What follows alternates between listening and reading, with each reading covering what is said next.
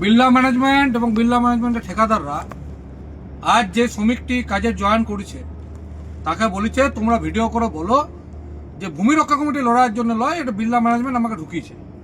আমরাও সেটাই চাইছি যে শ্রমিকটি ভিডিও করে বলুক যে বিড়লা ম্যানেজমেন্ট 171 দিন ধরে বসায় রাখার পর ঢুকিয়েছে, যাতে আমরা লেবার কমিশনকে সেই ভিডিওটা দিতে পারি এবং প্রশ্ন করতে পারি, স্যার বিড়লা ম্যানেজমেন্টের বাবার দেশ সংবিধানটা কি বিড়লা ম্যানেজমেন্ট লিখেছে যাকে যখন ইচ্ছা ঢুকবে, যাকে যখন ইচ্ছা বার করবে?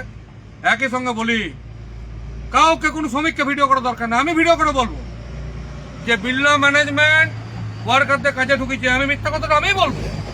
আপনারা প্রতিটা শ্রমিককে 100 টাকা করে বাড়িয়ে দেন, সিএলসি রেটটা লাগু করে দেন, বসিয়ে রাখা অবৈধভাবে বসিয়ে রাখা শ্রমিক ভাইদেরকে সবেতন কাজে ঢুকিয়ে দেন। আমি হাত জোর করে বলবো যে বিড়লা ম্যানেজমেন্ট মহান ভগবান, কিন্তু আপনারা সেটা করবেন নাই। কি করে করবেন? বিরোধী দলের বিধায়ক থেকে আরম্ভ করে শাসক দলের রাজা ধীরাজ সেজে নেতাদেরকে পয়সার ভাগ দিতে হয়, ওই জন্য 176 জন শ্রমিক গ্যাচুটি পায় নাই, ওই জন্য সিএলসি রেট লাগু হয় নাই, ওই জন্য ডাস্ট অ্যালাউন্স নাই, ওই জন্য বেতন চুক্তি নাই।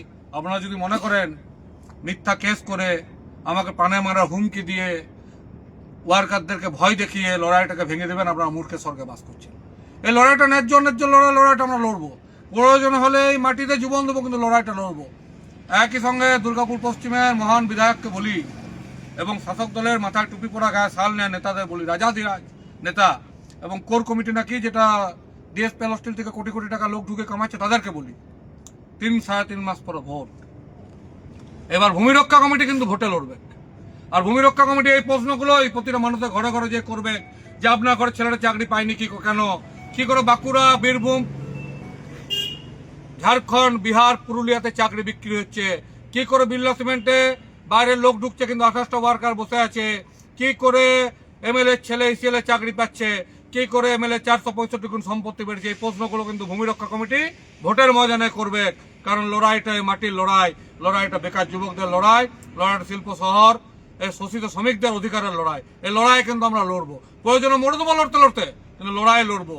কারণ এই লড়াইটা যদি আমরা না লড়ি আপনাদের চাবুকটা থামবে নাই। মাধ্যমিক সব দুর্গাপুর জিন্দাবাদ, শ্রমিক জিন্দাবাদ, ভূমি রক্ষা কমিটি